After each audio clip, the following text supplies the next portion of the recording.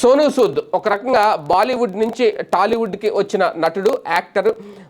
ఎక్కువ నెగిటివ్ క్యారెక్టర్స్లో చేస్తూ ఉంటాడు. అయితే ఆయన కరోనా టైంలో ఆయన దాతృత్వం చాటుకున్నారు.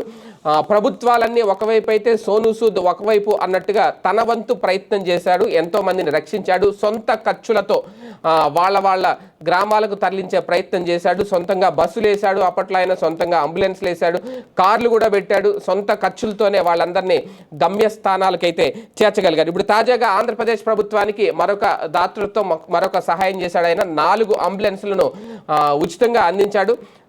ఆంధ్రప్రదేశ్ రాష్ట్ర ప్రభుత్వానికి తాజాగా చంద్రబాబు నాయుడు గారిని కలిసి సూద్ చారిటీ ఫౌండేషన్ వ్యవస్థాపకుడు సోనూ సూద్ అత్యవసర సమయంలో రోగులను ఆసుపత్రికి తరలించే విషయంలో, అలాగే వైద్య సేవలు ఇమీడియట్గా అందేందుకు వీలుగా ఉండేలాగా 4 అంబులెన్స్లను తన సొంత ఖర్చులతో అంబులెన్స్లను కొనుగోలు చేసి రాష్ట్ర ప్రభుత్వానికి అందజేశాడు. ఒక రకంగా అప్పటితోనే అయిపోయలేదు ఆయన దాతృత్వం.